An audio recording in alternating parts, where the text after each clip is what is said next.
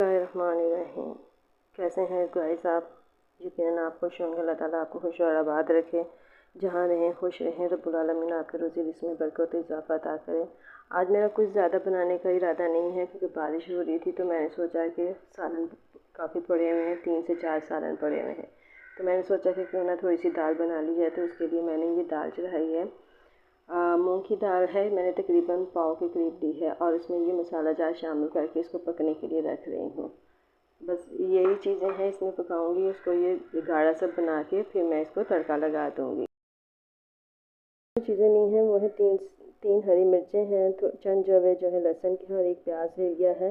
और इसमें मैं ज़ीरा डालकर इसका तड़का लगा लूँगी। ज़्यादा मुझे वो नहीं करनी है आज मेहनत, क्योंकि थोड़ा सा सालन बनाना है। काफ़ी दिनों से सालन पड़े हैं, तो मेरा यही इरादा था कि सारे सालन आज खा लिए जाए, क्योंकि फिर लाइट का भी कोई पता नहीं था। दिन में लाइट चली जाती है, रात भर लाइट गायब रहती है, जिससे सालन ख़राब होने का खदशा होता है। तो इसलिए ये चीज़ें मैं आज बना रही हूँ। आज ज़्यादा कुछ नहीं किया जाएगा क्योंकि बारिश का मौसम भी है, तो बारिश को भी इंजॉय किया जा रहा है और याम अज़ा भी चल रहे हैं, तो उस मसरूफ़ियत में भी हैं, तो इसलिए ज़्यादा कुछ खाया नहीं जाता, सब बच जाता है। तो इसलिए ये मैं आज थोड़ा सा ये आपके साथ शेयर करने लगी हूँ, जो कि मूँग की दाल है। ये दाल मैं आपसे पहले भी शेयर कर चुकी हूँ और आज फिर ये मैं बना रही हूँ। तो आप इसी तरीके से सालन वगैरह बचे हो तो थोड़ी सी दाल बना के उसके साथ इंजॉय।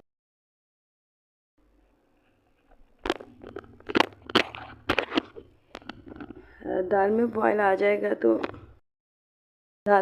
जाएगा तो मैं इसको ढक दूँगी ताकि ये हल्की आंच पे पकती रहे, और इसको मैं जब गाढ़ी हो जाएगी दाल, तो मैं इसको उतार दूँगी।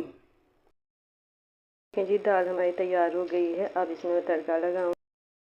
सारी चीज़ें रखी हुई हैं, देखें तैयार हो रहा है। इसमें मैंने सफ़ेद ज़ीरा भी डाल दिया है और मेथी खुश्क भी डाल दिया, ताकि वो भी इसमें फ्राई हो जाए। आप मेथी को फ्राई करके डालेंगे तो बहुत मज़ा आता है। आप इसका टेस्ट देखिए कितना बेहतरीन होता है।